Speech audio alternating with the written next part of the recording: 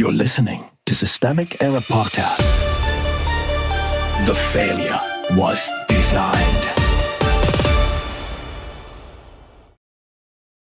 Maine Democrat in Marquee race accused of sexual assault, based on an article by Matthew Chapman. Outsider Politics, Same Old Impunity. Politico reports that Maine Senate candidate Graham Platner has been accused by Jenny Rassicott of entering her rural home uninvited in late 2021 while intoxicated and forcing himself on her.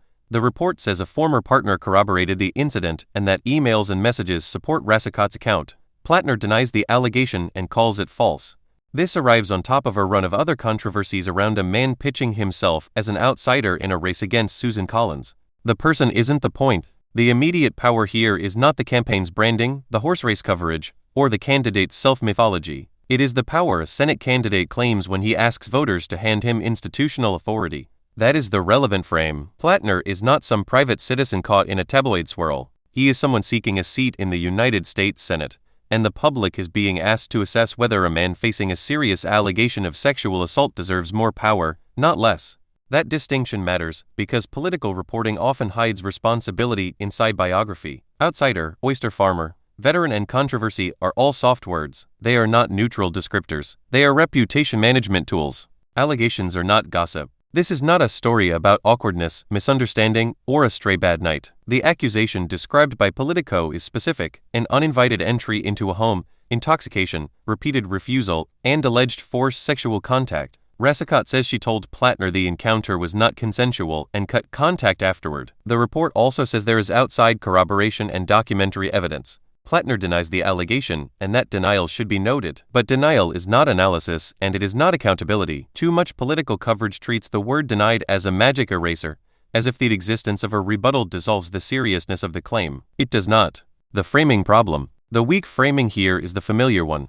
Present the story as another disruption in a candidate's trajectory, as though the central issue were campaign inconvenience. That is backwards. The central issue is whether a man accused of sexual assault should be elevated into federal power. When political journalism makes the candidate's narrative the main event, it launders the stakes. It nudges readers toward treating harm as mere noise around an ambitious career. That is misdirection. The correct question is not whether this complicates Platner's race. It is what kind of political culture keeps producing men who expect public service to function like a shield. Outsider branding, insider entitlement. Platner's outsider pitch is doing the usual American trick, converting distance from the party machine into a substitute for trustworthiness. It is a cheap trade. Being outside a formal power structure is not the same as being accountable, ethical, or fit to govern. Sometimes it is just a marketing angle that hides the same old entitlement in new clothes.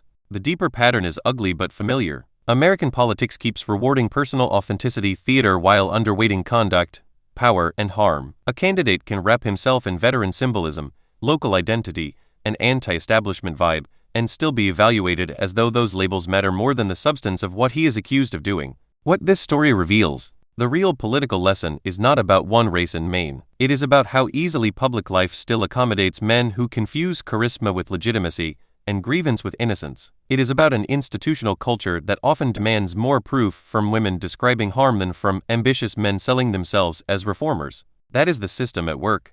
Not just one accusation, but the machinery that turns serious allegations into a messaging problem. Democrats should not pretend that this kind of conduct is an accidental stain on the coalition. It is a test of whether Democratic politics can insist on basic safety, credibility, and consequence when the convenient thing is to look away.